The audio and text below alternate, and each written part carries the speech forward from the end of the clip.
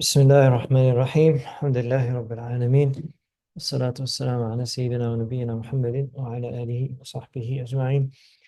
رب اشرح لي صدري ويسر لي أمري واحلل عقدة من لساني يفقهوا قولي وبعد. Okay, Alhamdulillah, welcome back to the second session of this study. Alhamdulillah, we continue speaking about the topics of Tawhid, Shirk and Bid'ah. So just as a reminder, last week when we spoke about Tawhid and Shirk, we learned that they were complete opposites. And we learned what the degree of evidence do we need in order to claim something is shirk or not, and the importance of it. So with Tawheed, we learned that it's a fundamental belief. And that to believe in Tawheed is to believe in a system that is not an idea. What did it say? Belief. System in and of itself. And it's that Allah is ultimately and uniquely one with no share. And then we learned that Tawheed has 7 pillars through Surah Al-Ikhlas, and that this involves knowing Allah, His essence and His attributes, and that His attributes are both common and exclusive. And then Shirk was the opposite, like day and night. So if day is Tawheed, night is Shirk. And that is to believe something other than Allah carries the same exclusive essence and attributes. And that in order then to prove something is shirk, we have to determine, you have to specify what is it that from the exclusive essence or the exclusive attributes of Allah have been attributed to something else or to someone else. And then what aspect, what dimension of Tawheed is violated and to what extent. And then we said these can't mix, these two terms, they never mix. And you can't mix shirk with something that's permissible or impermissible. Today, we're going to further that study. We're going to have a condensed look at the first two aspects of Tawheed and Shirk. As in Tawheed in his Lordship, Tawheed in Divinity. Okay, and then the opposite, Shirk. And then we're going to further study our discussion on Bid'ah in light of the Quran, Hadith, and the Sahaba and the Salaf. Inshallah. So, what were the aspects, let's remind ourselves, of Tawheed and Shirk? So there were 5 main core aspects: Lordship, Divinity, the names, the attributes, the sanctities, and the injunctions. And then within them, we have the sub-aspects. And this, today, we're going to look at the first 2, Lordship and Divinity. Okay? So, when we mention aspects, often what we read is it's always referred to as categories. But when I studied Tawheed with our teachers, they mentioned that they're not categories. Because Tawheed is one thing, it's a belief, right? And that belief does one thing, it's just Tawheed. But within it is different aspects of the same thing. It's not categorization, right? So it's like you have the scope of something defined. So oneness of Allah is defined. He's one. But then he has ingredients, his characteristics. As in his characteristics then are the aspects, or what others might call categories. Okay? So when you read Kitab al-Tawheed, if you have a copy of it, it's referred to as categories in there, but I'm referring to them as aspects, dimensions. And it's these dimensions that we're going to read about. And by the way, just from the outset, this is a very heavy study, and there's a lot of material that can be covered. But because we have an hour to cover this, it's going to be limited in its scope. So what I'm going to try to do is to give you the core of it. to give you some examples in passing without really exploring it. So, the oneness in Lordship, what is that? It's called Tawhid fi Rububiyyah, or it's also called Tawhid al-Ithbat. Oneness in Lordship, oneness in affirmation. And what does it mean? It means to believe that Allah, I don't know why it says Sallallahu over there, so forgive me for that. Alone is the creator of everything. Allah alone is the creator of everything. And that the universe doesn't have two equal makers. That He is the Lord, the Master, without partner. And this oneness is mentioned throughout the Quran. Here's some examples of ayat I've listed here that you can refer to read and reflect on. So, oneness in Lordship is what? That He alone is the creator of everything, and that the universe doesn't have a multiple gods. In essence, it doesn't have multiple gods. And so, idolatry in Lordship, a shirk fil rububiyyah, is to believe in the rational necessity of Allah's being and His oneness in something else other than Allah. That has the right of disposal that Allah has in the management of the affairs of the universe. So those of you that have been studying why Islam is true with me, a lot of this now can make sense to you. A lot of what I'm mentioning here. And so discontinuing existence, causing life and death, bringing benefit or harm, all of these implications of being a master of the universe. Not the master of time and space, like who? What's his name? In DC Universal, whatever. Doctor Strange, huh? Yeah, it's not like Doctor Strange. This is Allah, yeah? So sometimes I get called Doctor Strange. So it is to believe that someone shares in any of the implications of his names and attributes. Okay? And this has two dimensions, his essence and his creation. The essence of Lordship and the involvement of creation as the Lord. Okay? And then the opposite is Shirk.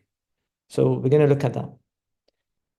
When we talk about oneness in essence, is to believe that Allah is the necessary being and that He alone is the deity or the deity. He alone is worthy of worship in His essence. He's one. He's no partner. He created the universe perfectly. And how is this negated? Very simply again, what? That you believe somebody other than Allah is rationally necessary as a being who has absolute right in the same way as Allah in His disposal of the universe. Okay? Look at this verse. Indeed, Allah does not forgive associating others with Him in worship. He doesn't forgive it, but forgives anything else of whoever He wills. And whoever associates with others with Allah, as in you associate others with Allah, you make shirk. Allah is indeed, Allah is saying that He's committed a grave sin. So it is a serious thing. So how does this occur? What's the key thing here? The key thing here is that you ascribe power, capacity, and exclusive attributes of Allah. Not so, I don't know why this is coming up for. To someone other than Him, and believes that this other, quote unquote, merits devotional acts such as prostration, sajda, or sacrifice, or vows, or affirms for him the ability to bring things into existence. So in brief, is you're attributing Allah's exclusive attributes to someone else. And this is shirk that's specifically mentioned in the Quran that the idolaters did, the mushrikun of Mecca. This is what they used to do. And what's the key thing? I keep repeating here, it's the exclusive rights that's been attributed to someone else that only Allah has. But if it's something common for both Allah and creation, then the claim for shirk doesn't stand. It doesn't stand. You see, Allah has described His creative attributes several places in the Quran. There's verses that talk about His oneness. Yeah? And they inform us that they're violated when somebody affirms a partner with Allah in the act of creation. So let's say now, for example, Tahir, I say to you that you took a photograph of me when we were in Lake District. Yes? In the Peak District. Yeah. You took a photograph of me on Sunday. Was that your own creation? Are you going to say yeah? Okay, he's hesitating here. He's scared right now. I don't know. Should I say yeah? Okay, what are you going to say, Umar? It's his creation. How is it his creation? Because he was the reason why the photo was taken. And you could say that he created the photo. He took the photo, he pressed the button. Okay. Now, if you remember the contingency argument, then who's really the creator of that? It's Allah, right? Now, when you said that you're the creator of that photo, are you saying it in the sense that you're like the creator of Allah? You're the creator of that photo. Are you saying it in that sense? No. You're not. This is what we mean by a common attribute. Right? And we're going to look at examples to explain this even further. Okay? We're going to look at actual examples. The Quran asks disbelievers and these mushriks, these idolaters in Mecca, do the idols and images that you worship, do they have the ability to create what Allah has created? Do they have the ability to create what Allah has created? Now, it's a rhetorical question. Okay? Allah poses this question and reasons with them that if their idols and their false gods are not able to create anything, then they should recognize their incapacity and acknowledge that Allah is the sole creator. That Allah alone is the one who creates. And it continuously repeats this. Likewise, if somebody declares that something or someone other than Allah is a creator, either completely or partially, then he would be guilty of idolatry and creation. I think the reason that we keep seeing Salah Cinema is not updated on the slides because I was using a different system. It might not have synced. Anyway, so Allah says, ask them, O Prophet, can any of your associate gods originate creation and then resurrect it? And then say what? Only Allah originates creation, badi'. Yeah? To originate. It comes from bid'ah. And then resurrects it. How can you then be deluded from the truth? And likewise, Allah says, but those idols they invoke besides Allah cannot create anything. They've created them by themselves. Yeah? They themselves are created. The word creator here, Allah has mentioned here for the idolaters. He's used the word creator. That they themselves are created. Allah cannot create anything. Right? That they invoke. Only Allah can create. When create is used for someone else, it's figurative. It's not literal. Like no one can be created like that sense. Just like I just asked you, that photograph you took of me, did you create it? You said you did. But it doesn't make you the owner, the creator, the real in the real sense of a creator. It's not. It's a figurative language. Okay. It doesn't mean now you did shirk. Now we can have a debate over it. Did you make shirk when I asked you that you created the photograph? Or I say to you, the drawing that you did, or the image that you carved, you were doing pottery, you were learning pottery and stuff like that. You carved something, oh, you made something with your hands. Did you create it? You're going to say, yes, I was the creator of this. I gave him a name, Joe Blogs. I named him Joe Blogs. Right? I gave him a name, I created it. You're not saying that you're the real creator. Okay? We're going to look at an example from Isa alayhi salam to really understand this. Isa alayhi salam, he says here, Allah says that he says in the Quran that I've come to you with a sign from your Lord. I will make for you a bird from clay. Breathe into it and it will become a real bird by Allah's will. I will heal the blind and the leper and raise the dead to life by Allah's will.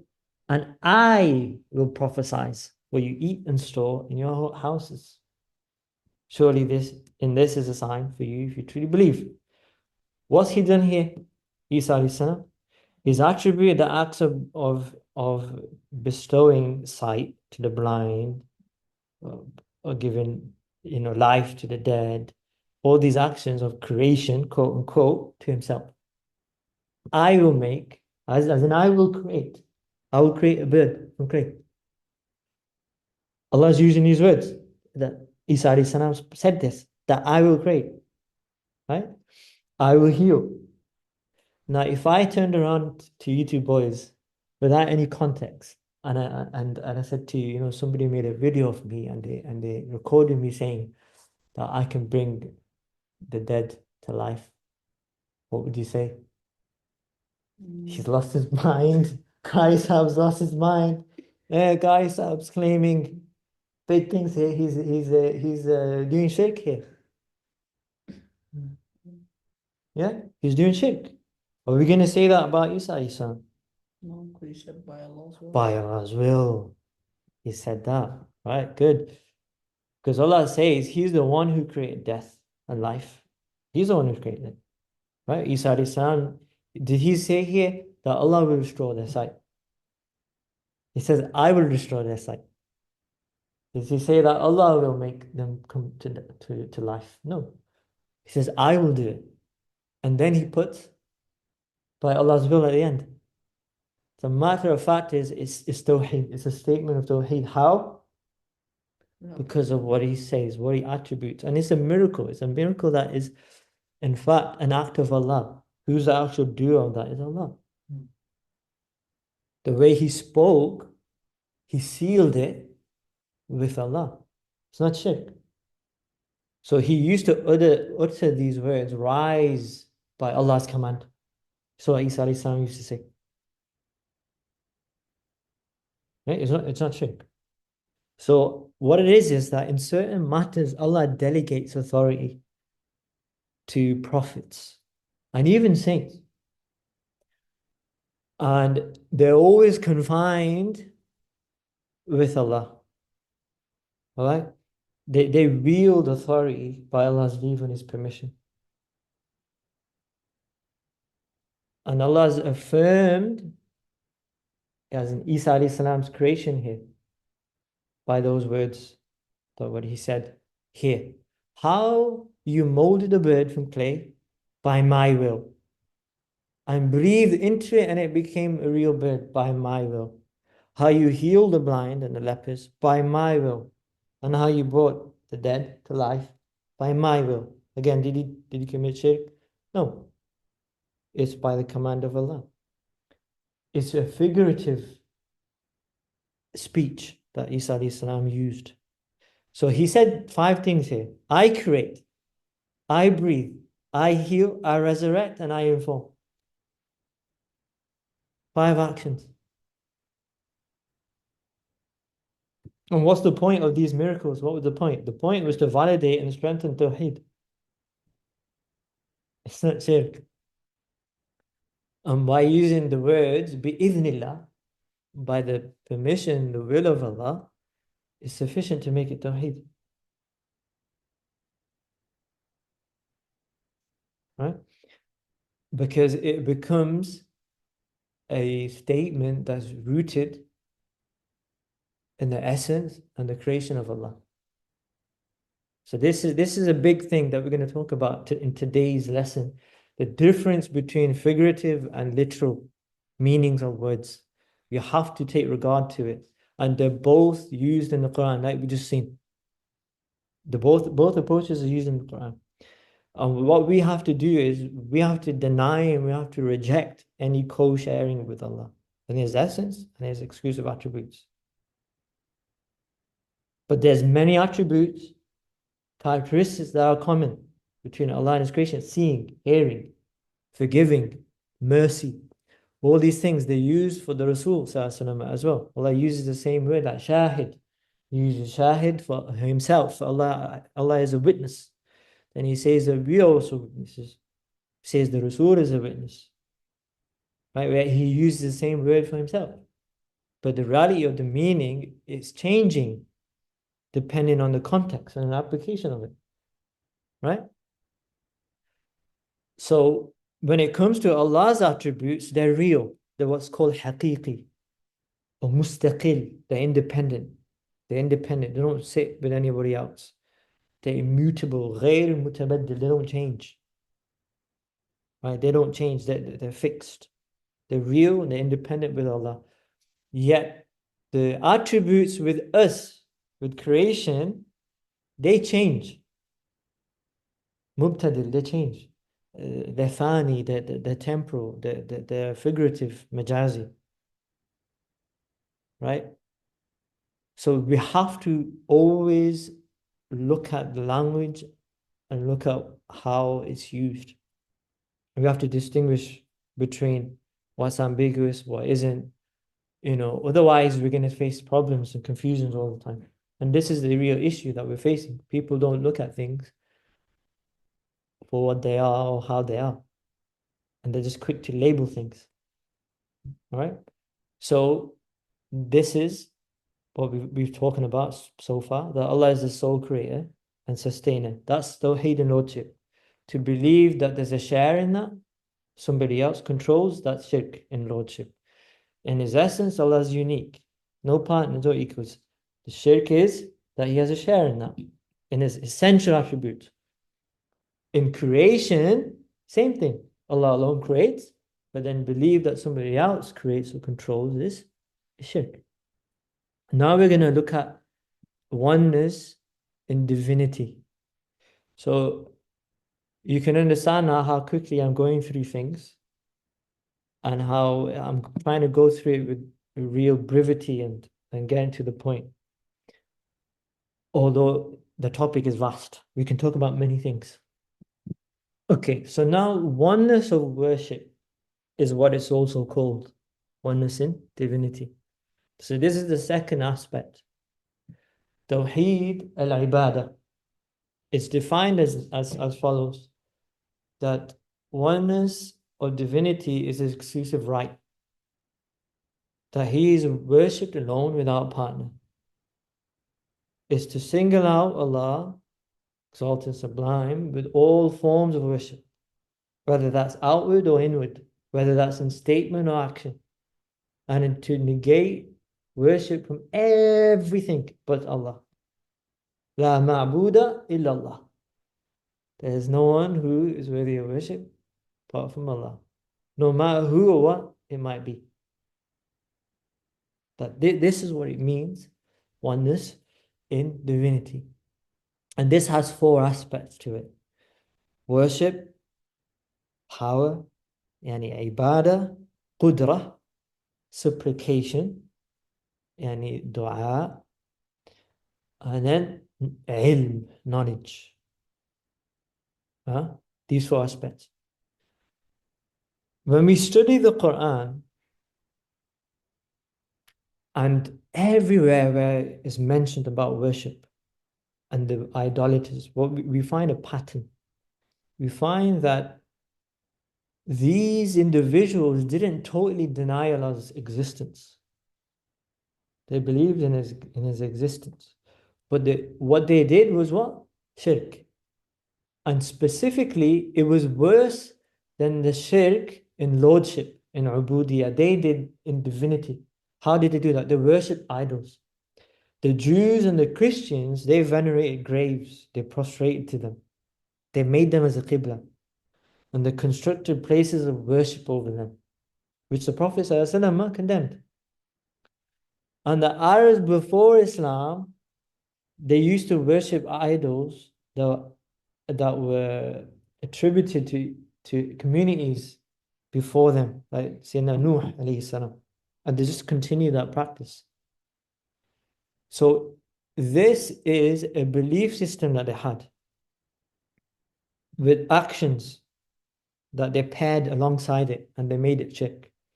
Otherwise, in and of itself, to venerate graves of prophets or saints, in and of itself, isn't prohibited. What is prohibited is to do the practices of the idolaters against it. There's three different terms here. There's intermediation, like to make something an intermediary between you and Allah, or to venerate something, or to worship it. They're all three different things. They're three different things. And these three different things can happen. So somebody might make something an intermediary alone. And somebody might do veneration alone. And somebody might do worship alone. But somebody also might do all three together as well. You have to differentiate. Okay? To understand this aspect, we have to understand first what is worship. What does it mean to worship? What is ibadah? What does that mean? And if you look at the debates, the definitions of what worship is, what you'll find is that it involves acknowledging that Allah is worthy of worship, and that worship is exclusively for glorifying and venerating Allah, reflecting the servant's or the slave's humility and devotion to Allah.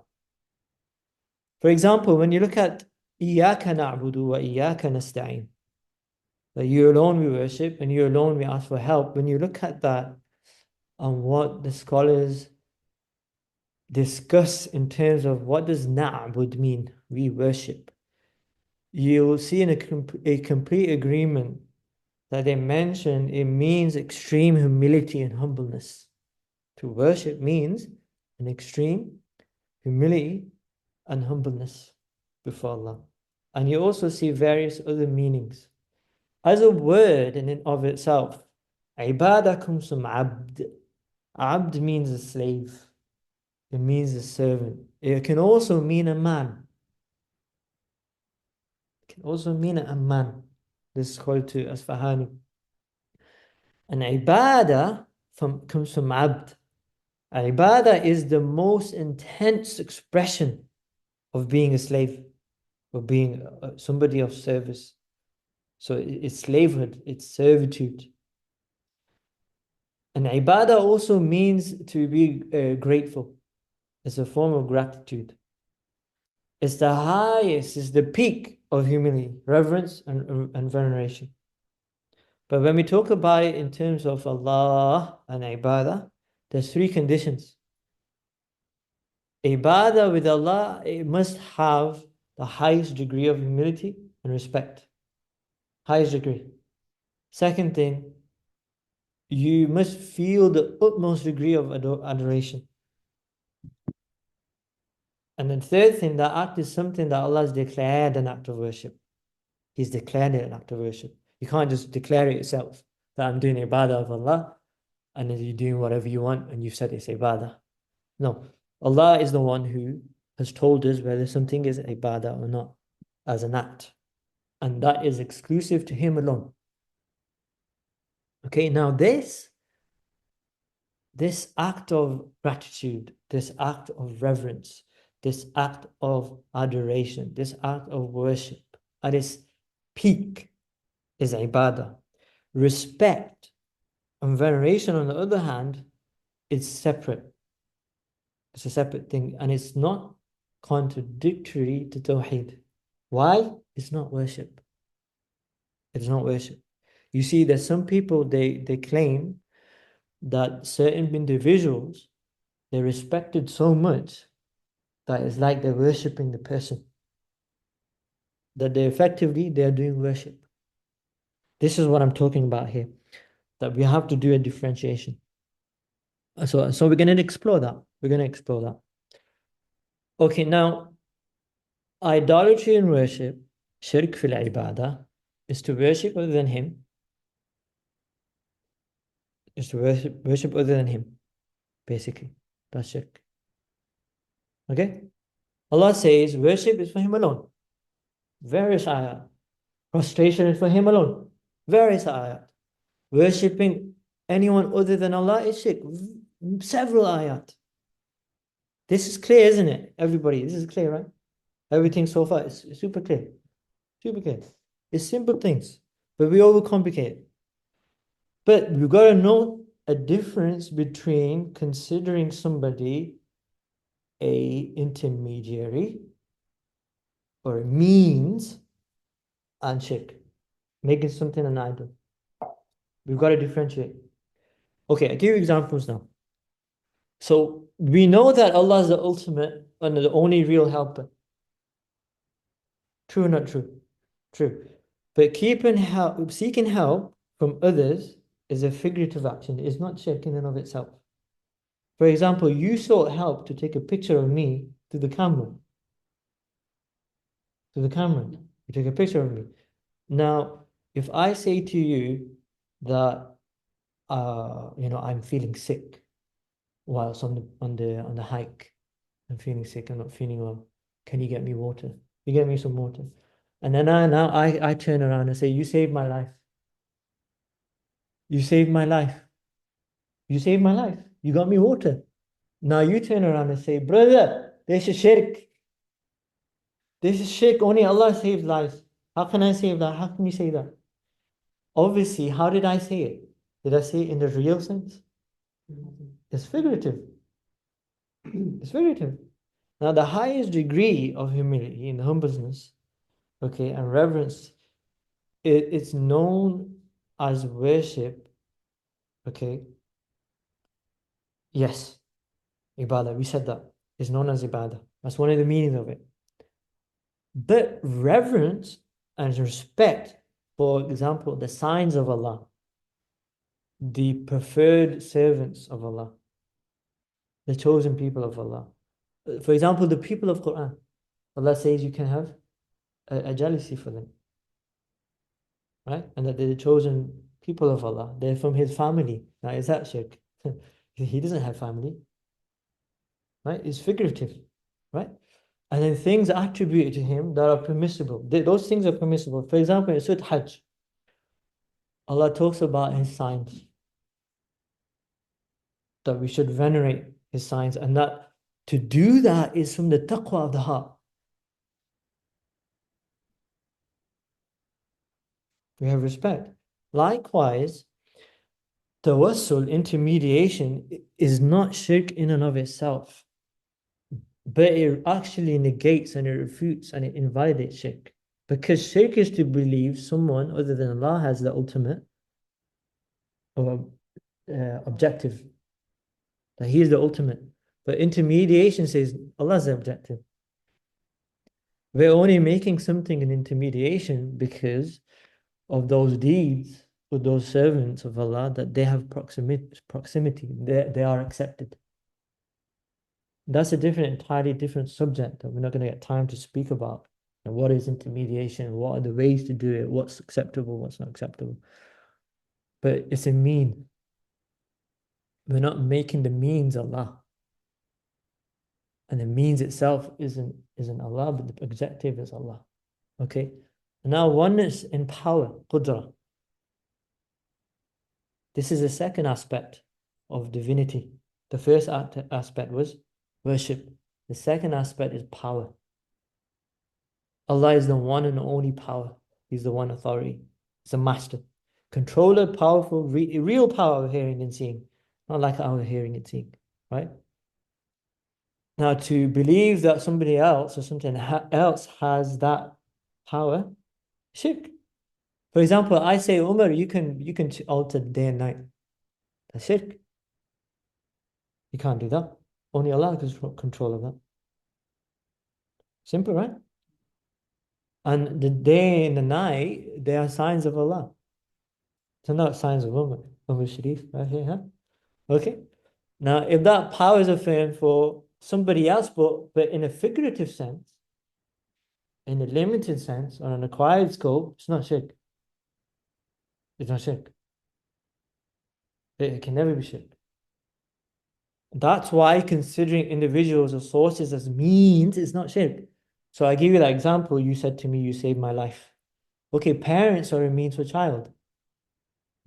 Teachers are a means for knowledge. Doctors are a means for health. An employer for income. Right? So the medicine is a means, but who's the actual curer? It's Allah. The knowledge you're receiving from me through my means, and the means that I took from our teachers, who is it coming from? From Allah. Right? Who does rizq come from? All of this is rizq. Your having children, rizq. Knowledge, rizq. Health, rizq. Income, rizq. All of this is assistance. All of it. It comes from Allah, and Allah's fixed it. But to say something else is the cause, and the one that causes is shirk. As in, he is the master of time and space. Huh? Mr. Dr. Strange. Huh? Mr. Strange, he's a master of time and space. He's a master of profit and loss. But Allah is independent of that. And those that take the Prophet ﷺ as a means, as a wasila, for example, they don't take him as a causer. That's shirk. Allah has negated anyone being an owner of provision. But that's exclusively. He's not negated somebody being an owner of something figuratively. He's not declared that shirk. Is when you claim something is a real master, totally or even partially, right? Then that's shirk. Again, I'm emphasizing just the same thing again and again, that it's about something being either exclusive or something being common, something being literal or something being figurative. For example, Allah says here about the Prophet ﷺ, he says to Rasul ﷺ, this is in the Quran, that say that I don't own any benefit for myself, nor any harm. As in the Rasul ﷺ is saying, I don't own any benefit for myself, nor any harm, except what Allah may wish. If I had known the unseen of my own accord, then I would have acquired abundant benefit. I would have used it to my benefit. Right? And no trouble would have ever touched me. I am only a warner. I am the Navi and the Bashir. I am the Mubashir. I am the bearer of glad tidings to a people who believe. Now, this verse is often translated as I have no power or control to benefit. But this translation says I do not own any benefit for myself from the manifest Quran. This translation, it recognizes that the Prophet ﷺ was and is the distributor of the will of Allah, as we see in the Hadith of Al-Bukhari, that he says that Ana Qasimun, that I am the Qasim, I am the distributor. Wallahu yu'ti, and Allah is the one who grants it. This verse actually doesn't negate a bestowed power, but it affirms it. What this verse in reality is negating is personal power. The Rasul ﷺ doesn't have personal power for anything. Everything's bestowed. None of us have personal power. If we were to say that, it would be shirk. This verse actually affirms that Allah is the owner. He delegates it. Why does it say that except what Allah may wish? Right? It's what Allah wishes that one receives. So whilst everyone is granted some capacity to cause benefit and profit or loss to someone, it's not an exclusive right like the one Allah has. It's only shirk when somebody claims that it is. Allah is the source of power and authority. For example, further verses in the Quran confirms this mastery. Allah says, in whose mighty hand, Allah says about himself, as it is him that has the exclusive source of all authority. He gives sustenance, life, death, right? And this isn't given it's not given by anyone. Allah's got perfect control. So what Allah has done is He's differentiated between two things. Allah gives choice, ability, ikhtiyar. And He gives the power to act on it. And He gives a ability of free will or a granted authority that we're blessed on, right? As a sacred trust. Allah alone controls guidance and misguidance, but His causes are many. Okay, the causes of are many, but Allah controls that. He's the one who guides and He's the one who misguides. Allah says He's the real master of guidance. The means are numerous. He is the one who guides and leads to light. The guidance to the straight path, as well as ascribed to the Prophet ﷺ as well. Allah is the guardian of the believers. He brings them out of darkness, takes them towards the light. And there's a constant war of good and bad. Everything's playing its role, but ultimately Allah is the one who decides. Right? Allah has the power to affirm or to affirm power and authority for creation, rather. Now this is figurative when it comes to creation. As in us. If we affirm power and authority, it's figurative. We're not saying it in the same sense. For example, in Surah Yasin, Allah mentions the idols, that they don't have any power to help. Right? Allah uses the word Malik for Himself. Maliki yawmiddin. He's the master, He's the owner, He's the controller, He's the sovereign. He's the one who is the king. Right? But He also uses it in Surah Al Imran in a different sense. It's used for Allah, but He also even uses it when He's talking about the idols and the disbelievers. But how? Figuratively. The same word, Malik. Have you not seen that we create for them cattle out of the creation? We made with our mighty hand, so they are their owners, as in they are the malikun. فَهُمْ لَهَا malikun. Tahir, what verse is this, Surah Yasin? فَهُمْ لَهَا malikun. That this is used figuratively for general ownership. It doesn't mean that they were the owners, like Maliki Yawmiddin. It's not the same sense, is it? It's figurative. The point here is, again, is another example of how words are used, that they could be the same, but when applied with something else, the meaning is different. Its reality is different. Do you remember we spoke about how shirk is discussed in modality, in nature? It is not discussed in mass and time. Right? So we're talking about the nature of the word that is used and with whom. Okay, for example, now the king of Egypt, Aziz, he's called Rabb in the Quran. Allah is the Rabb. Is that shirk? No, it's not shirk. He's called Rabb because he's in the sense of the word, lexical sense, he's the manager of the state, he's the ruler. You know, there's people who say, oh, don't say this to somebody, because this is Allah's name. Don't say that. You're doing shirk.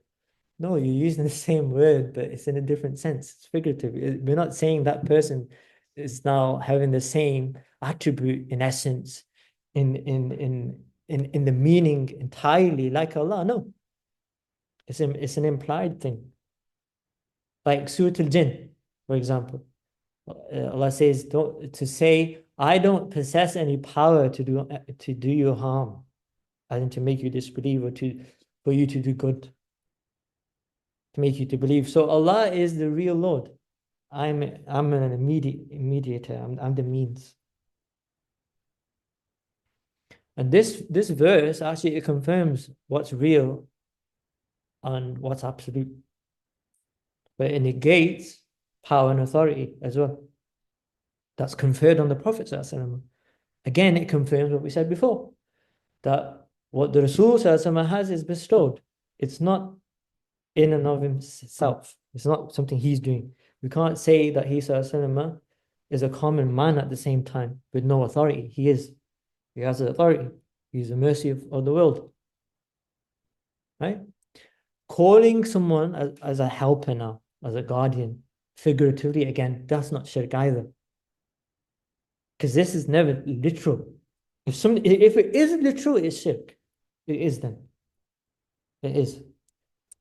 But it's figurative. A person can bring benefit in times of difficulty. Granted, there's leave of Allah. You have a question? Does it depend on intention? Intention is also a part of it, yeah. Right? It would be shirk if you say that they're personally or intrinsically masters of that benefit or harm. So begging for them for help and without understanding and that approach is shirk. But as a means is different. Like for example, you say to somebody, help me for the sake of Allah. That's Tawhid. He said to them, help me. Only you can help me. Only you are my Lord. You help me. The shirk. Right? Now, if though we question them and say, have you just said to me that you are asking me for help and you also said I am your Lord? Have you said it in the sense also that Allah, is it like for like? If they say it's not like for like, and they've said it in a figurative sense, it's not shirk. It's not shirk. But if they said it in the literal sense, it's shirk. It's shirk.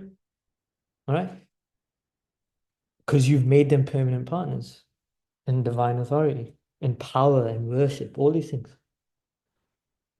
Yeah? But like if I just say you're the king, you're my king, right? Because you're the one that's ruling. Right? All these terms, like, we can use them, but they're figurative. This is the point that I'm making. So we have to have a balance. And we have to use the Quranic framework that leads us towards Tawhid, because the Quran is using these same terms. Allah is using the same terms for himself and he's using it for creation. But the meanings are different. For example, Allah says that he's the helper, he's the guardian. I am the guardian, I am your friend, I am the wali. But he uses it also for his righteous servants.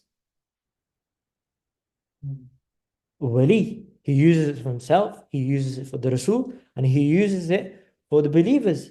For example, in this ayah, إنما وليكم الله ورسوله والذين آمنوا الذين. Right? That those إنما, surely, that وليكم, your guardians, your friends, are Allah, His Rasul, and the fellow believers who establish the prayer and they give zakat, ويقيمون الصلاة ويؤتون الزكاة وهم راكعون, and that they bow down to Allah. He used here at the start of the ayah إنما. إنما, like you're only guardians, friends, surely you are only guardians. This is called hasr in Arabic grammar. It's when you use it in a restrictive sense. Yet you include all the same characteristics. So here, Allah's used it for himself, for the Rasul, and for the believers. But it's restrictive when it comes to the Rasul, when it comes to the believers. It's not the same as it is with Allah. Allah is the real, intrinsic, and the permanent. Whereas for the Prophet ﷺ, for the believers, is not. is bestowed. Right? And the saints and the prophets, the prayer prophets and the saints, let's pray in the right order, are given permission by Allah. Like some people, they say that miracles is shirk. People claim miracles and all that. It's not shirk. It's something that's from Allah. It's something that's directly from Him. And it only happens with His permission. And we see that in the Quran. And the majority of the mufassirun, the exegetes, the commentators on the Quran, like on the verses, they mention about these things. They mention about miracles. They mention about how the Sahaba had miracles. They mention how those then from the Salaf and the Salihin, they have miracles, right? And that are granted by Allah, and they use them so long as Allah allows them to. Then the next element is supplication, dua. And this is something that's the essence of worship. It's a believer's weapon. It's a command of Allah. It's His favorite act amongst servants. It's something for Allah alone. It's something that makes us directly connected to Allah. It's the thing that's the quickest in terms of getting near to Allah. They're making dua. Okay? Tawhid in supplication is to believe that Allah alone is the acceptor of dua. And it's to Him that you ask. Iyaka na'budu, that's the worship. But Iyaka nasta'in is to you that we ask. Right? And then to attribute to somebody else, shirk. But this again begins with understanding what dua is. Just like we had to understand what worship is. Dua has several meanings and is used in different ways in the Quran. Okay? In the Quran, is used in 3 different ways. It's used as da'wah, the word dua.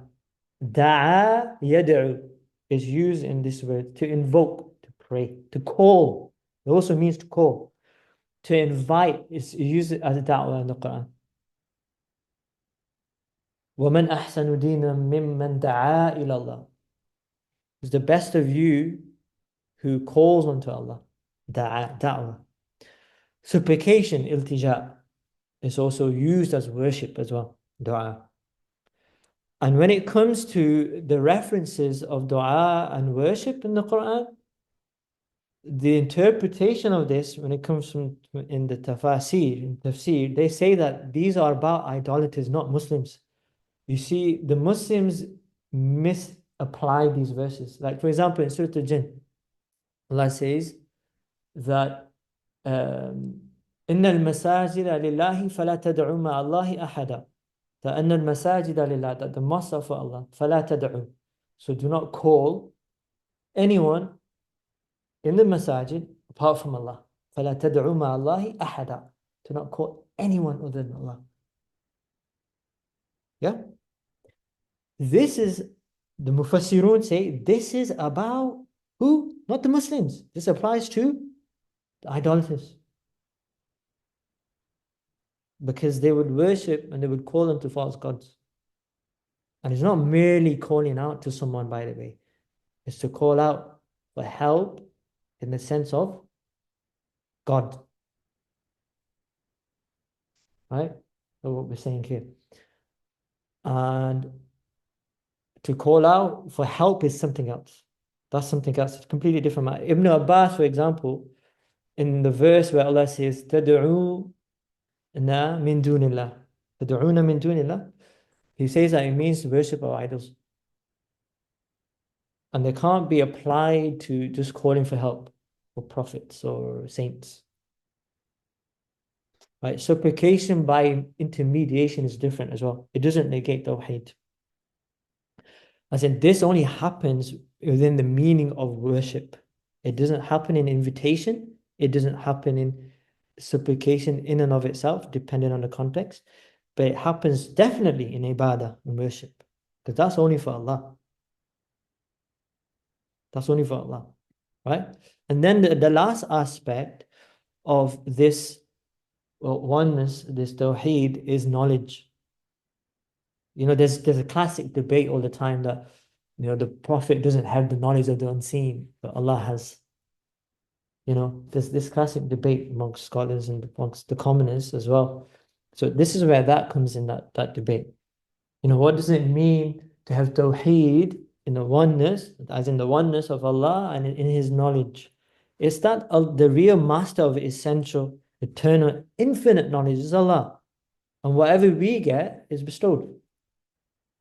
Simple, right? Now, Allah is the knower of the unseen. And when it comes to the prophets, they're the recipients of that. It's not shirk to say that the prophet has knowledge of the unseen. The truth is that the knowledge of the unseen that they have is limited as to whatever Allah has granted to them. The limits, whatever the scope that Allah grants to them, right? And that's finite. It's not infinite. What Allah has is intrinsic to Him, and it's infinite, right? It's like, you know, the infinity stones, huh? Allah is the owner of the infinity stones. That's with Him. That knowledge is with Him. Now, if He wants to give a share of the infinity stones, people will get a share of it. But that's limited. You see what happens when the guy took all the infinity stones? You know, he's clicking his fingers. He says, "I am inevitable," huh? And everything's just destroyed. You know, that's shirk.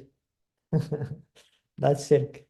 The relationship between prophets and the knowledge of the unseen. Okay, what we're talking about here, prophet's a prophet because he has the unseen.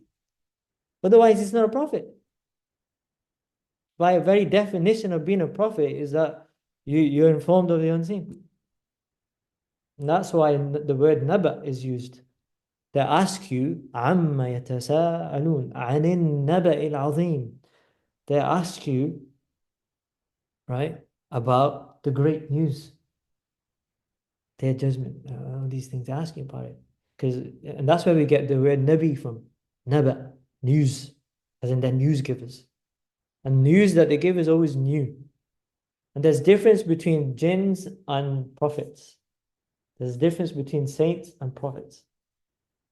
Some people, they claim, you know, how did this man who we call the saint, or is quote unquote, how does he say things from the unseen? He's getting it from jinns. That's the only plausible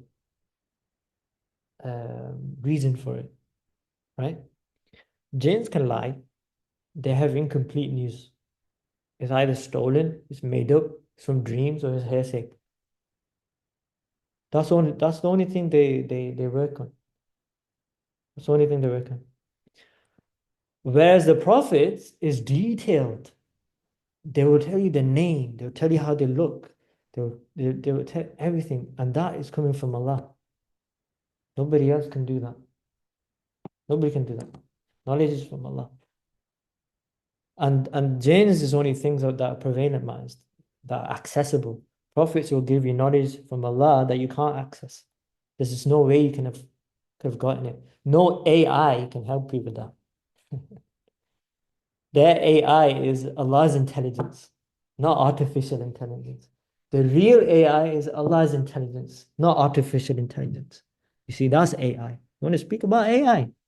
Allah's intelligence, not artificial intelligence. Huh? Okay, so we are obligated to believe prophets have that knowledge of the unseen, but it's communicated to them by Allah. Yeah?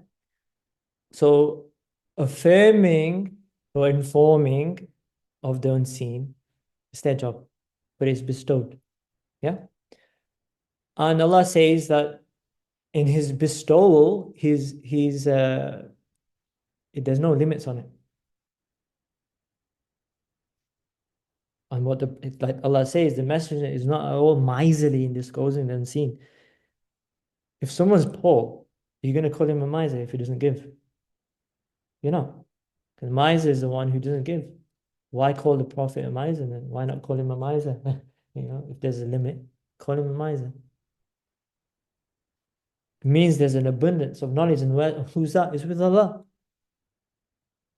Because he's got unlimited supply.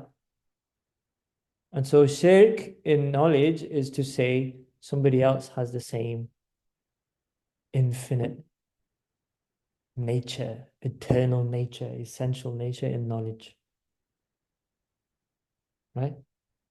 And so that's like me trying to get through a lot of information and I've within the hour.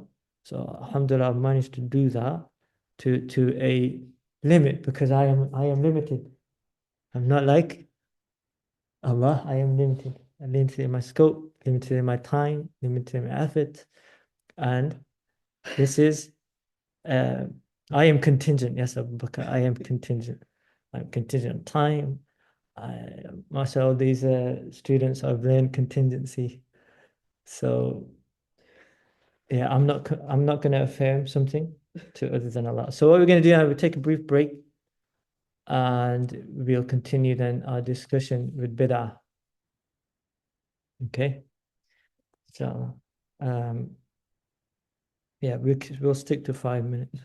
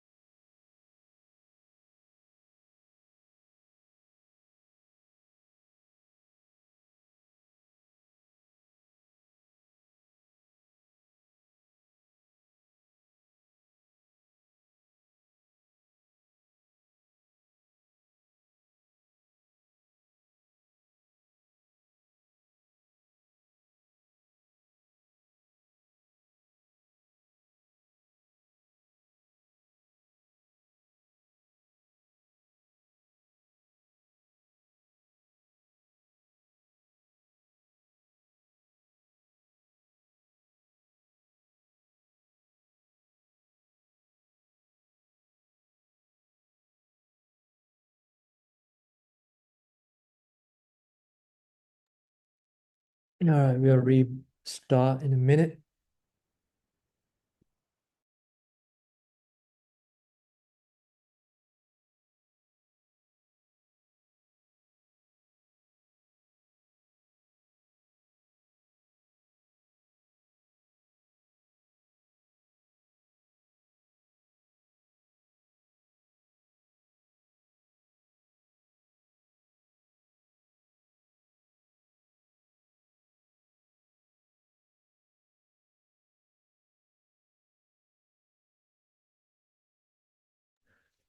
All right. Hopefully everyone's ready. Okay, so last time when we spoke about bid'ah, we spoke about what it meant, and we mentioned many hadith to bring that to light. One was that specific meaning of bid'ah in light of the hadith and the Quran was that bid'ah is a dissension that adds or removes essentials of the deen in any period or era that result in apostasy. Huh? And that bid'ah is when a fundamental change to the religion takes place. That these are bid'ah and are misguidance. And these are what make you an innovator. And then we said there's a general meaning that is more lexical and that is a commendable innovation. Okay, that the jurists use and the scholars use. But this doesn't result in apostasy or rejection of the deen. Okay, this is a misguidance. So there's two scopes. There's one that's a misguidance and there's one that isn't. Now we're going to look at bid'ah in light of Quran, in light of Hadith, in light of the Sahaba, in light of, and Sahaba, I mean specifically the Khulafa Rashidun, the rightly guided caliphs, and then the Salaf, so the pious predecessors after them, and contemporary examples. So quite a bit again. Now, we have something called permissible innovations. Okay, that's coming from the general meaning. So you can have a bid'ah, an innovation that doesn't contradict the Quran, it doesn't contradict the Sunnah, and it doesn't negate the spirit of the Sharia. This is what's called bid'ah mubaha, a permissible innovation. Why? Because if every new practice was declared bid'ah without examining its nature, its purpose, its benefit, then so many things since the age of the Khulafa, it would have been declared misguidance, deviation. So many things. Thousands of legal, juristic, social judgments and decrees, including a lot of religious norms and customs. If there is a practice that's not mentioned in the Quran or Hadith, the scholars of the later centuries, they declare this new practice necessary sometimes as a means of meeting a requirement of the age. And they do so for the sake of Allah's pleasure alone. And then according to the hadith, the actions are only by the intentions. Such innovations, they get accepted in the sight of Allah and become a means of attaining reward in the hereafter. These are what's known as called bid'ah hasana, a commendable bid'ah. Okay, this is something we're going to look at in more detail in the later weeks. But now, in light of Quran, we mentioned this in last week, this verse, that as for monasticism, they invented it. الرهبانية ابتدعوها. Allah says, the rahbaniyah, the monasticism, they invented it. Ibtada. They made a bid'ah by themselves. We didn't prescribe it for them. We didn't order this for them, but they invented it only to seek Allah's pleasure. Yet they didn't observe it with proper observance. So we gave those believers among them their due reward, but many of them are transgressors. So this is the verse. Now this makes it very clear that Rahbaniyya, monasticism, was an innovation in religion, and they made it up themselves. It didn't have any prior basis. It didn't have any example. None. It wasn't prescribed by Allah. They introduced it. And they were followers of Isa alayhi salam. And they did it to seek Allah's pleasure. Now, despite the fact that it wasn't ordained, despite the fact there was no example, Allah didn't condemn it. He didn't say, hey, you bid'ati, what you done? It's haram. You're sinful. I'm not going to forgive you. Instead, he commended it for its intentions, pure motives, and he even rewarded it. He even rewarded it. Somebody, like I mentioned last week, somebody was saying to me about Mawlid that they'd never do it and this and that, it's this and that. And then they were saying, you know, Allah will never forgive you if you do Mawlid and stuff like that. Actually, you will be rewarded for it. It's a reward in it. They want to say the opposite. It's because it doesn't lead to apostasy. It leads to religion. It leads to Allah. It leads to the Rasul sallallahu alaihi wasallam. Right? And again, what? You need to observe. There's one important part here. You have to observe it properly. You have to observe it properly, and that is with the best of intentions. Right? So this verse establishes something very clear. This is in the Quran, right? It's something very clear that the concept of commendable innovation exists. But we learn key principles from this ayah, that something that's practiced, that's new, as in it's a bid'ah, then it should be for the sake of Allah. And that is not categorically forbidden. It suggests that if you do something new, founded on a good intention, and it doesn't contradict established principles of the Quran and Sunnah, then it's something that's commendable. It's a commendable innovation. And Imam al-Qurtubi mentions this. He mentions this principle, this legal principle, in his tafsir of the Quran, Tafsir al-Qurtubi, Jami' al-Ahkam al-Quran. He mentions it in there, that this legal principle is derived from this verse of the Quran. All right? So the criteria to determine a bid'ah is not to ask, did the Sahaba do this? Did the Prophet ﷺ do this? Did the Khulafa do this? No, it's not. That's the wrong question. The question is what's the basis for it? What's the basis? There's no rigidity or a narrow concept in Islamic law. Rather, Islam is flexible, it's practical. It's not restrictive. It's meant to cater for all the entirety of the last times, the last age, since the Prophet's time till the last day. And so it's got to be flexible to address those needs. For example, you want to declare something halal and haram. It requires an explicit text.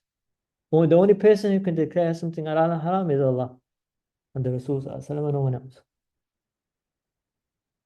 Right? And generally, when you look at things that are haram and halal, those that are haram have something of them that's not of benefit, it's harmful.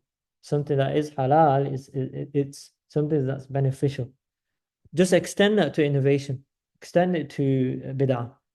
Any new practice that aligns with the objectives of Sharia, doesn't contradict Quran and Sunnah, is considered permissible or even commendable if it benefits. Mawlid benefits. It benefits in numerous ways. There's so many evidences of it.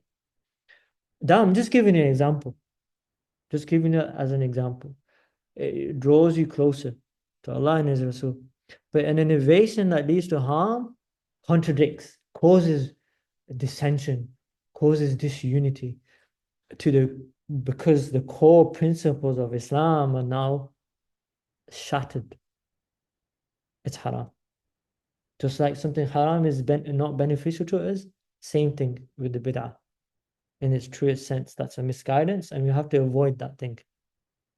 So this is what we're learning just from that one ayah of the Quran, right? And so merely labeling something bid'ah, it doesn't make it bid'ah, it doesn't make it illegal, right? And from a literal perspective, if something is a bid'ah, it just means that it's new.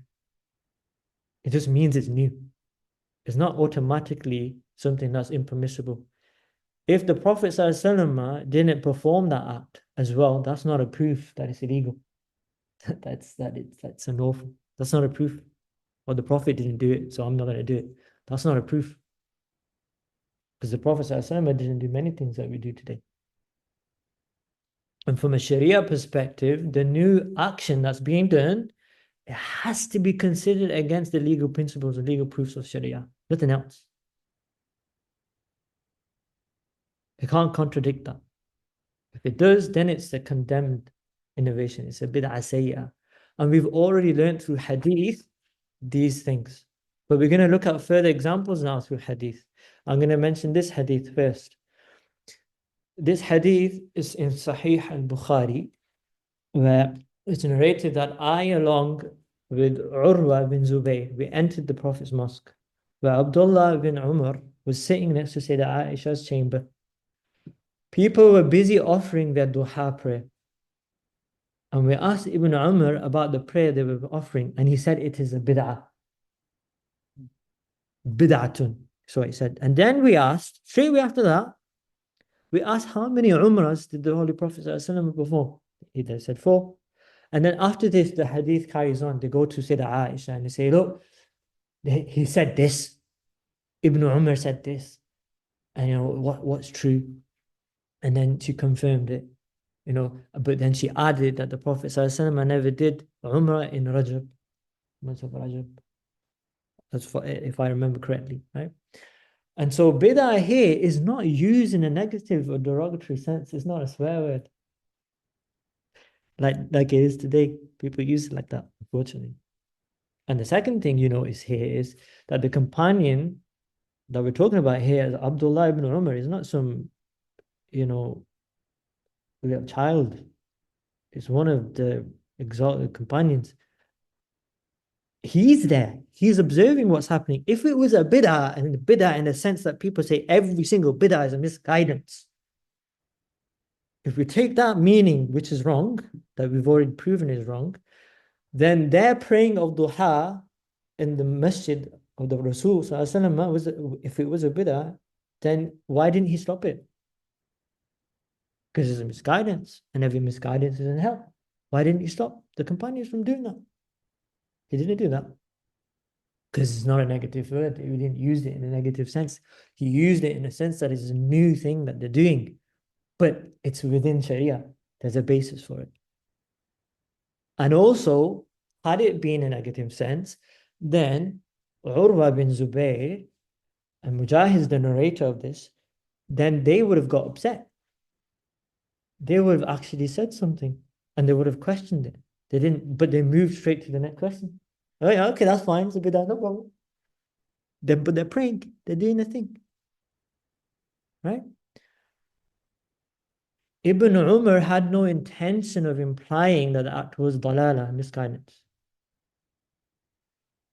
If he said bid'ah dalala, it would have been a different story altogether. He didn't do that. He said bid'ah. It's a new act. Because that's the understanding of the companions and the successors. That's the understanding. The question arises though then, why Ibn Umar referred to the duha prayer as bid'ah when the Prophet ﷺ used to do that?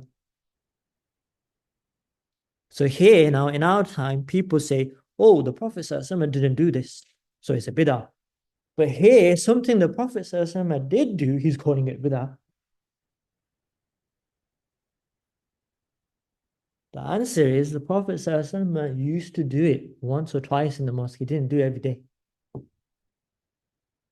That's what the bid'ah was. They were doing it every day. And he didn't do that. And he didn't do that with so many things. Because had he done that, then what? It would have become obligatory. Its status would have been raised. So many things he didn't do for that, because of that fear. So he would do it in his house. So the word bid'ah is also used for practices in their nature that are permissible and lawful. So again, simply calling something bid'ah doesn't make it something that is a misguidance. And there's another hadith that furthers this, that I asked, listen, in Tirmidhi and others, Ibn Majah as well, is in that I asked Muhammad about duha, the ritual prayer, while he was leaning against the sacred chamber of the beloved Prophet ﷺ, and he said it is a bid'ah, but then he added, what an excellent bid'ah it is. What an excellent bid'ah it is. If I was to say that now about Mawlid, people would have a freak show. And I will say it's an excellent bid'ah. In the same sense as that. Okay, now, Sahih Bukhari, another hadith. When I went to the mosque with Umar ibn Khattab, one night in Ramadan. People were all scattered praying separately. And then a man was praying by himself, and another man was praying with a group. And then Umar said, I think it would be better to have all the people praying together under one Quran reciter. Then he made his mind up and arranged for everyone to pray behind Ubay ibn Ka'b, the Qari of the Sahaba. And then I went with him another night, and people were performing the prayer led by a single Quran reciter. Umar said, what an excellent innovation this is. What an excellent bid'ah this is. The latter part of the night they sleep through is superior to the part they are offering the prayer. By this, he meant that the latter portion of the night, as people used to offer the prayer in the earliest part of the night. And say that Aisha, she said this. She said that the Prophet ﷺ would leave an action that he liked, fearing that people would practice it and that it would become obligatory for them. And then she says this, the Prophet did not observe duha regularly, but I do. She went against the Rasul. She did a bid'ah. Said Aisha, she's doing bid'ah. She said it herself, I do something the Prophet didn't do. So if that was bid'ah, then she's on misguidance. Astaghfirullah. You see here what we're talking about, again, it comes down to words.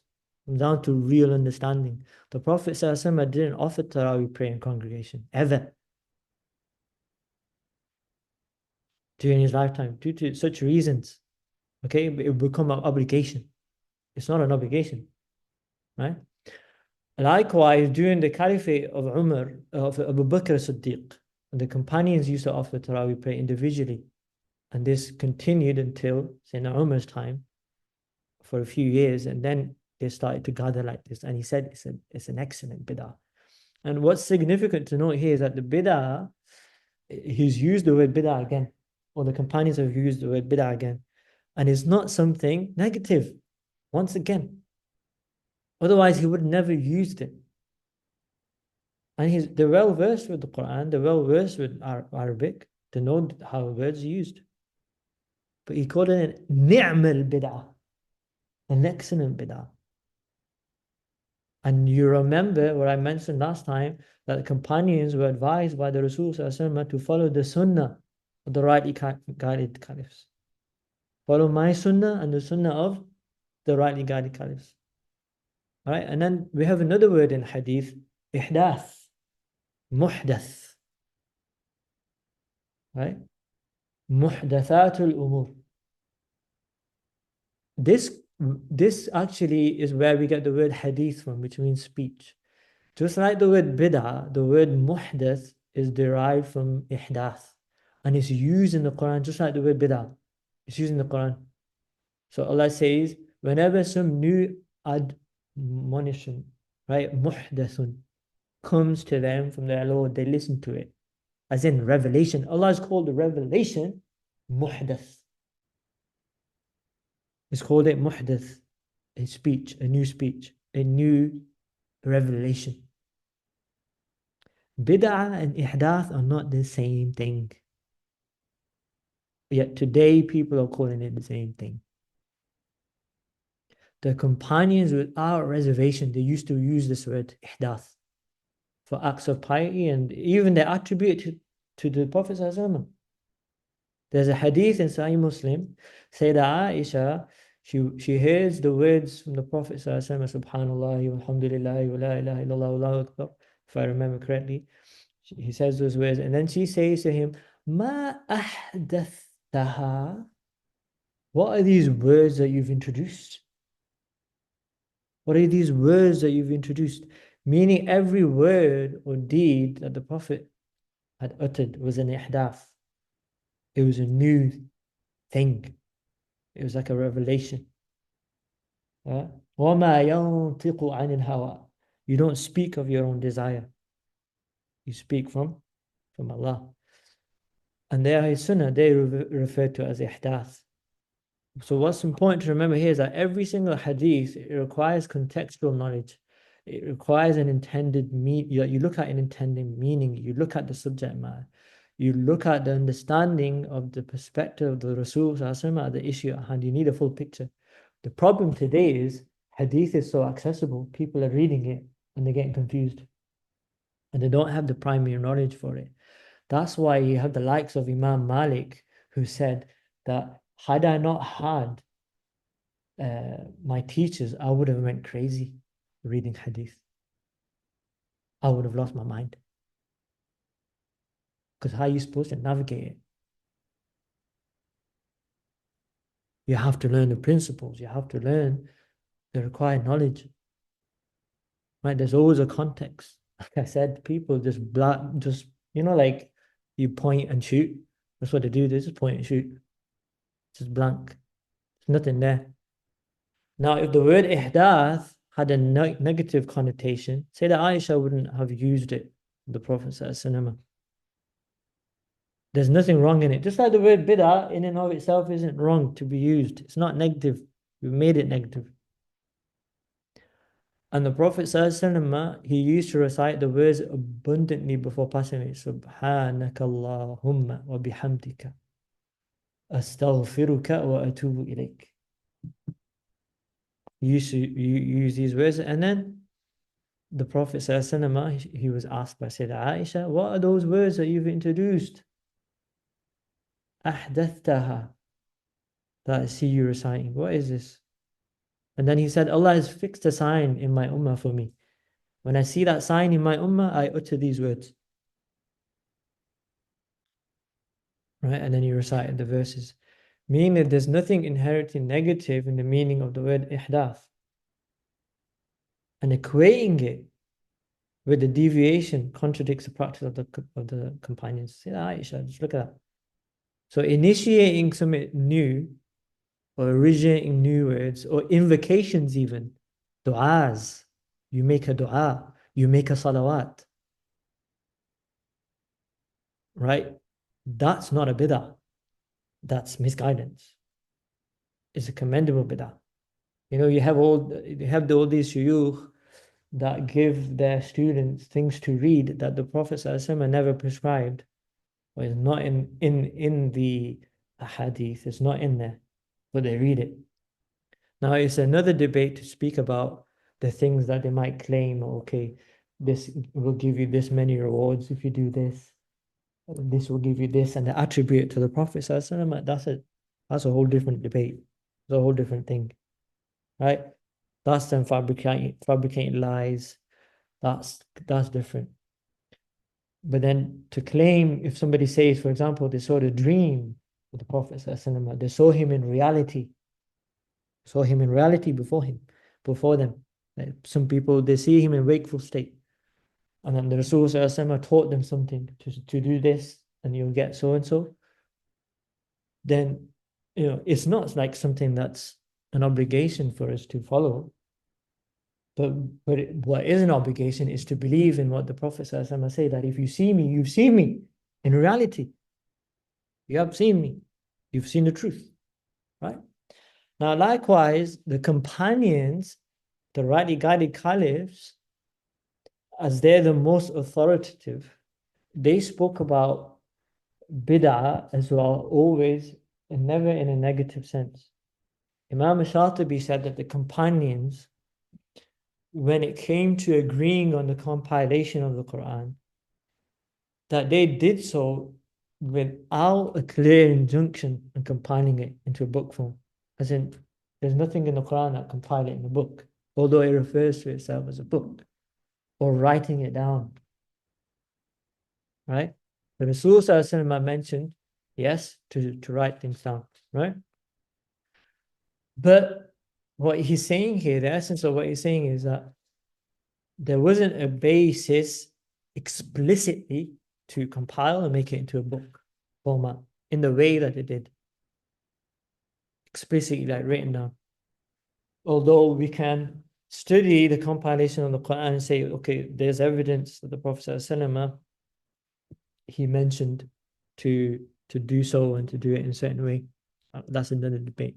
Different topic, okay? But It was a new thing, right? But it's based on some good and of a benefit. When the compilation was suggested, Sayyidina Abu Bakr Siddiq, he said, how can I do something that the Prophet ﷺ never did? And then Umar said, Ya Amir al-Mu'mineen, it is true. Oh, Commander of Faithful, it is true. Our Prophet ﷺ didn't do that. He didn't compile the Quran in his lifetime. But by Allah, it is good.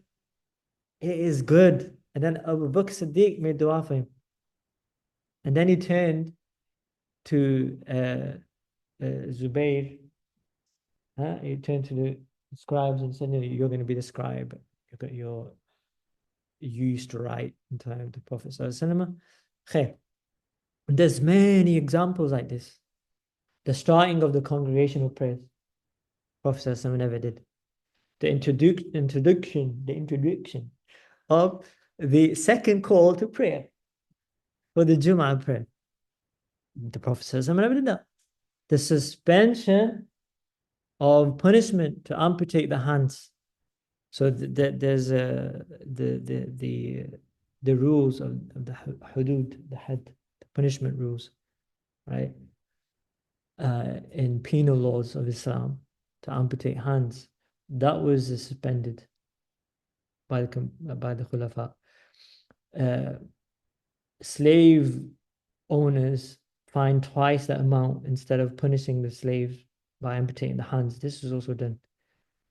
As in, according to the circumstances, they made suspensions, they made changes. There was a prohibition for women from congregating in the mosque due to changes in circumstances. In fact, there's actually reports that I read that Sayyidina Umar actually, he also asked the women to lead the prayer separately. There was a circumstance where there were too many men for the space that they had, and so they had, and this was for a few days or a month, where the women were appointed an imam, and then they were led to prayer. As in, a woman led the other sisters in prayer, but for a limited time period because of the circumstance. Right? These are all bid'at. All these are bid'at, right? But they're good because of the circumstance, and they're based on something. They made a decision, as in, this is the sunnah of the Khulafa. And those that didn't follow this, they were the innovators. And fighting against the rejectors of zakat. They made a prohibition of marrying a woman from the people of the book when you're allowed to do that. They suspended the winning of hearts through financial support. This is one of the categories of zakat, right? That became suspended. The administration of conquered lands, that became suspended. The collection of tax from traders, that was also suspended. Suspending the punishment of banishment from the land. The command to take zakat on horses and slaves, that was never actually something that was revealed to do on horses, to on slaves. That came about. Fixing a wage from the treasury, Baitul Mal, that came about. The companions did all of this. So if bid'ah is a misguidance, why did they do all of this? And I don't have time to go through all of these things. They're in the book. So I've just listed them. And we see contemporary examples of innovations. They have good nature. They keep wisdom and public interest in mind, alongside the changing requirements of the time. You see, Islam's never stagnant. It always meets the demands and challenges of every time. And this naturally involves some bid'ah. Naturally. It has to. How can it be a misguidance in and of itself? Right? And there's contemporary examples that we can highlight that demonstrate this. The establishment of the state for Muslims. Islam's not prescribed any particular system of governments or how it should be formed, the processes, the roles of institutions, the distribution of power in the different roles and the different governance departments. Islam has not prescribed any of that. It's been left to us. Okay, what we do see with the Prophet ﷺ did establish the state of Medina. He had a constitution. The world's first constitution was that one, the constitution of Medina. And we can see the principles in that. And we can see what the Khulafa did. They did something different. There was a vote that now had to take place. They did a vote, right? They were democratic in this, in that sense, right? Now they had to make judgments. They had to do things. They now had people that were secretaries of state, secretaries of welfare. They started to bring about these positions. There was never caliphs before. And the Prophet spoke about different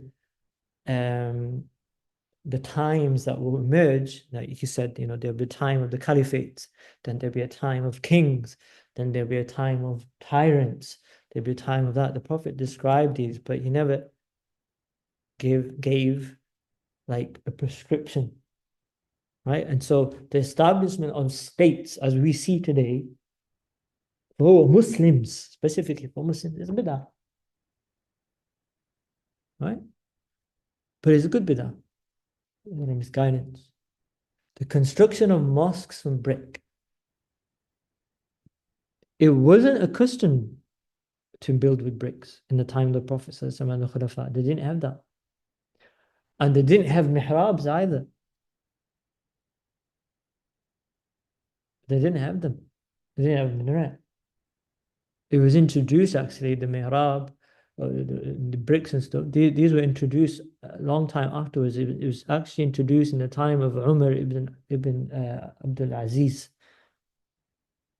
They started to build mosques that looked like palaces. Because in that time, those with power, they used to build palaces to show their might. And so they started to build mosques to display the might of Islam, to display the grandeur of Islam. In that time where palaces were being built for that purpose. Yeah? So to promote Islam, then that was being done. There was a time where people, they saw the TV, they saw laptops, they saw phones, and they said, "This is what is this?" Even microphones. Our teachers told us that imams used to fight physically over their microphone because they said it was the instrument of shaitan, based on Hadith. A microphone. That they couldn't lead the prayer with a microphone. They said literally they were going to kill one another because of that. Right? There was a time where TVs, you couldn't get a TV. It was haram. Right? It is a bid'ah. It's an instrument of shaitan. Right? There were these times. And I'll give you another example. The translation and the tafsir of the Quran, that never existed. So if the companions were debating over compiling the Quran, if they saw us writing translation in it, they saw us writing tafsir in it, what would have done? Same debate would have happened, but they would have said the same thing. This is good. This is a beautiful thing. And this was a requirement in that time that they compiled it because people were being martyred. The Huffaz were being martyred.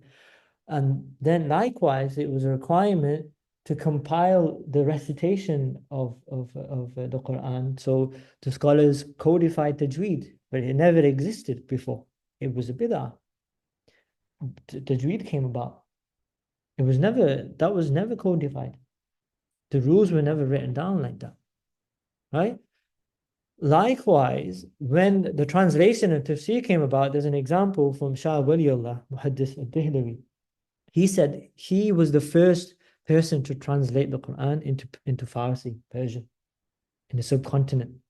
And when he did that, there were fatwas against him of kufr and bid'ah. There was a real massive show of it, of fatwas against him. They went against him. His life was threatened. So, when you have these rigid literalists, this is what they do. They reject it. the organizing and compiling of the religious sciences. This is another contemporary example of a bid'ah in the religion. Imam Izzuddin bin Abdul Salam al-Sulami al-Shafi'i, he says in the Qawaid al-Ahkam, his book في مصالح الأنعام, مصالح الأنام, he says in this that the compilation of the religious sciences is a bid'ah wajiba, a compulsory bid'ah. So you got now another term here. Innovation can be compulsory. If innovation in and of itself is a misguidance, how on earth can it ever be compulsory to have a bid'ah? Sometimes it is compulsory. And so he describes it here. He says that studying syntax in order to understand the speech of Allah and His Messenger, as in to study sarf, to study nahu, grammar, right? To study nahu, syntax. Study this is obligatory because the Sharia can't be preserved without knowing it. Right? And that without which an obligation cannot be completed is also an obligation. The second thing then he says is the preservation of the Quran and the Sunnah. The way that we have in the books. This is also a bid'ah. The third, the compilation of the principles of religion and jurisprudence. Usul al-Din, Usul al-Fiqh, Usul al-Hadith. All these things, the principles of Hadith, the principles of jurisprudence. Halal, haram, wajib, fard, sunnah mu'akkada, sunnah ghayr mu'akkada, mubah. All these things, all bid'ahs. They never existed before. The fourth thing he mentions, knowing the reliability of hadith narrators through accreditation and decreditation, al-jarh wa ta'dil. What's a sahih hadith? What's a hasan? What's hasan li ghayrihi? What's da'if? What's fabricated? Right? What's sound? What's not sound? If it's weak, how weak is it? What's the degrees of weakness? If it's sahih, what's the degree of being authentic? How do we use authentic hadith? How do we use weak hadith? All this is a complete science. The scholars went through it and they created this complete science within the religion that never existed. It was for the preservation of the deen.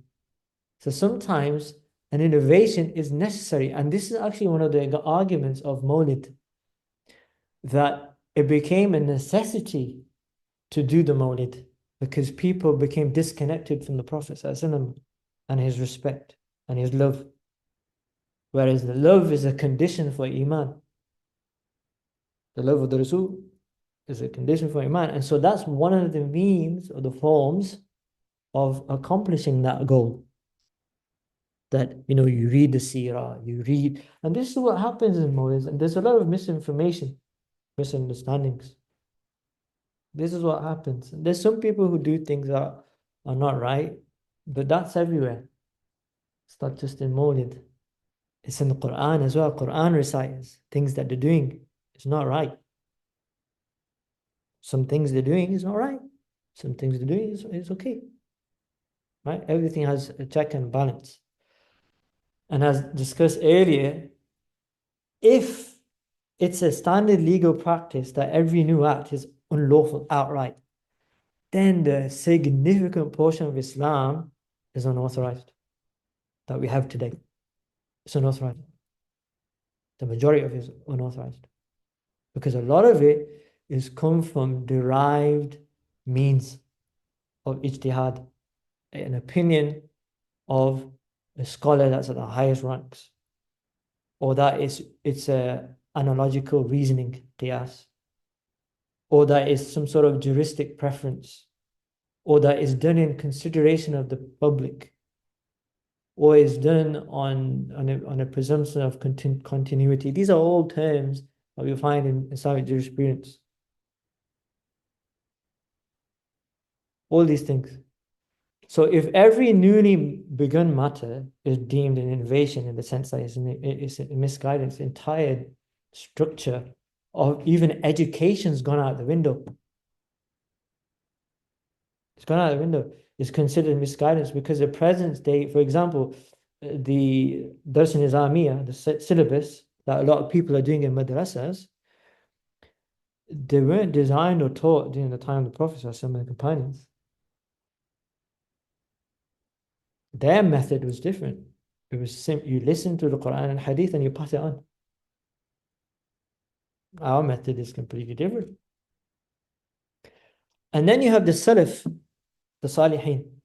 During their time, it was the people that went against the status of the Prophet or opposed the companions or held heretical views. People that did heresy, they were known as the innovators.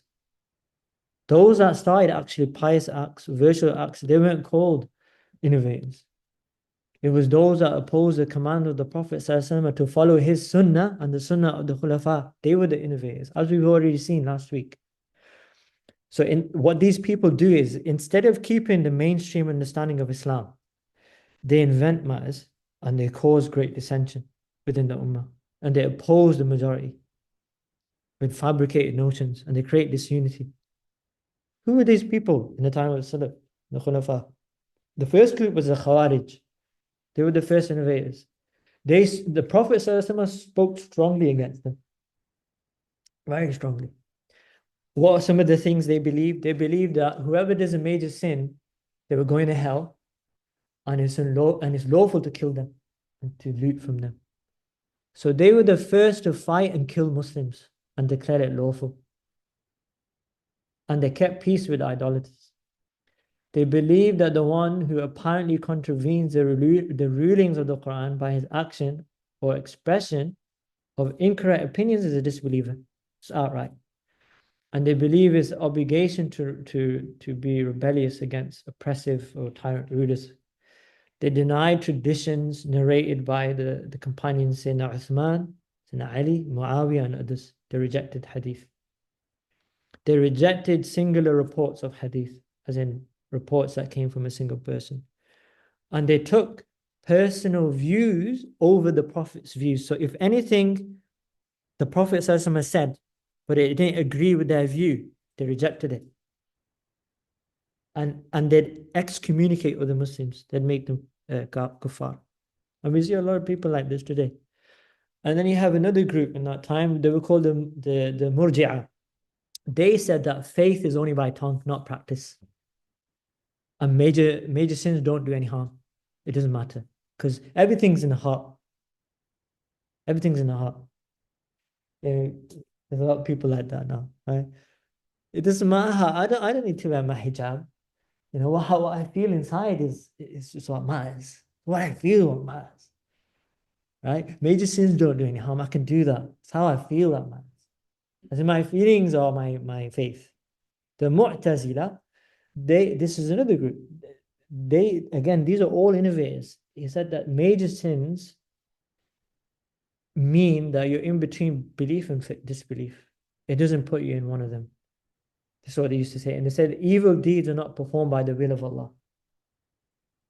Any sins, they're not performed by the will of Allah. You do it yourself. You're the one who creates them. And they negated the attributes of Allah. And they considered the Quran to be a creation of Allah rather than his speech. They said this is not the speech of Allah, but his creation. He created it. The Jahmiyyah is another group. They believe that actions are only figurative in significance. And the Quran was a creation. And they denied that Allah had the attribute of knowledge. And they believed that Allah only knows something once it happened. Only then he knew about it. And that Allah is abstract. Right?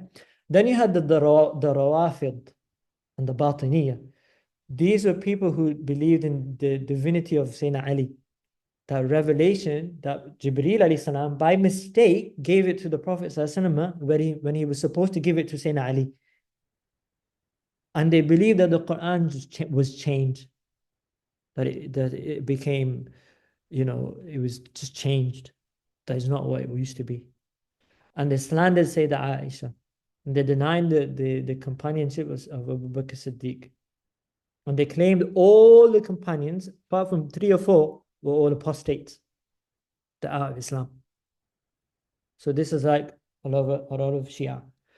And then you have the group that were called the Qadariyah. They were people who justified shirk and evil practices using qadr as an excuse. That Allah willed it. I'm having my alcohol, it's all good. Allah willed it, I have it. And the Prophet ﷺ called them the Zoroastrians of the Ummah. He spoke strongly against these people. And they said as well that Allah only knows about events just before they're about to take place. Otherwise, He never knows about anything. And that they said evil doesn't happen with His will. That man is free to create his own action. As in, he's the one who creates his own action. This is what the Qadariyah said. And these are all examples of who are considered to be the people of Bid'ah in the time of the Salaf. The Salaf didn't apply innovation to actions that were permissible, commendable, like compilation of Quran, congregation, Taraweeh, the second Adhan, Jummah, for example, like we mentioned. Instead, the Salaf actually, they avoided those who create fitna. And there's many hadith, when I'm saying hadith, I'm talking about narrations from the Salaf, that they mention that those who cause fitna from ihdath, that they have no acceptance. Allah does not accept them. Allah doesn't accept their repentance. Sitting with them fills the heart with disease. Your face, actually, they say the face of somebody who is an innovator changes. There's a sign on their face of disgrace. They say one of the signs is that their face is darkened. Their face is darkened. This is what Salaf said. And they use this term bid'ah, the misguidance, to these heretical beliefs that we just read about. Heretical beliefs. Beliefs that were rebellions. Beliefs that are dissensions. Like rejecting fundamental beliefs, rejecting 5 pillars, adding, subtracting from the 5 pillars, changing the Quran, denying the Sunnah, denying Hadith, creating a new sect like the Khawarij, nullifying jihad, legalizing usury. All these things are a misguidance and they lead to apostasy and heresy.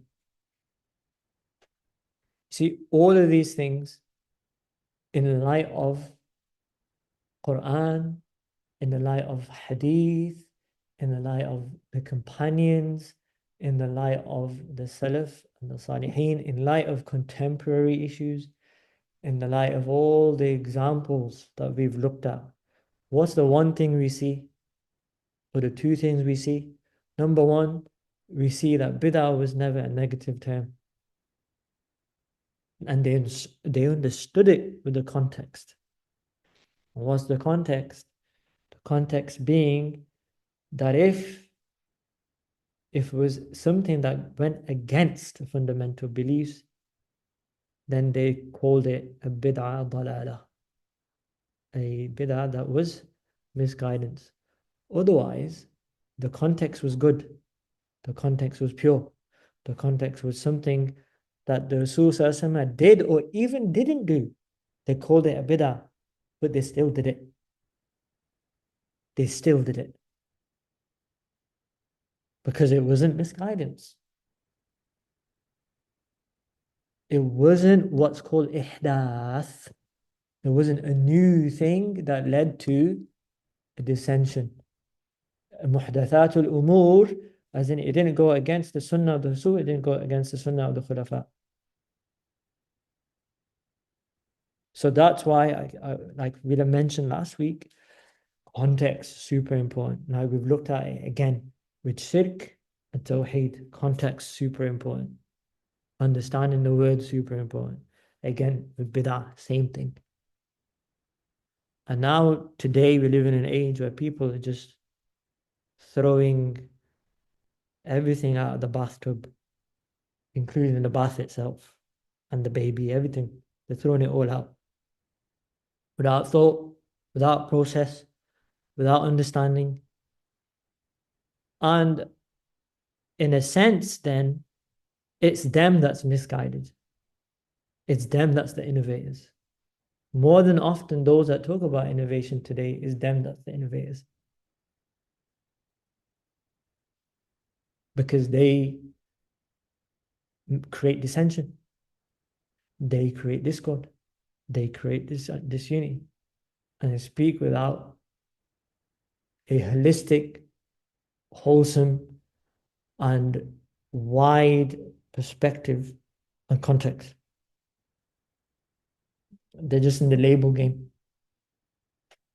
Just do it. You know? Allah give us understanding. Allah give us khair. Allah give us tawfiq.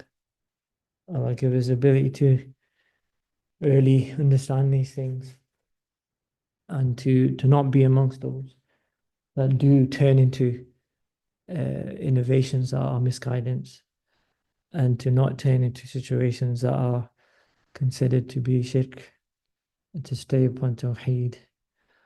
وصلى الله وسلم وبارك على سيدنا محمد وعلى آله وصحبه أجمعين. الحمد لله رب العالمين. We'll stop it here, inshallah. If you have any questions, you can drop it in the WhatsApp group, and if you need anything, you can do that in there. Inshallah, take care, everyone. Assalamu alaikum.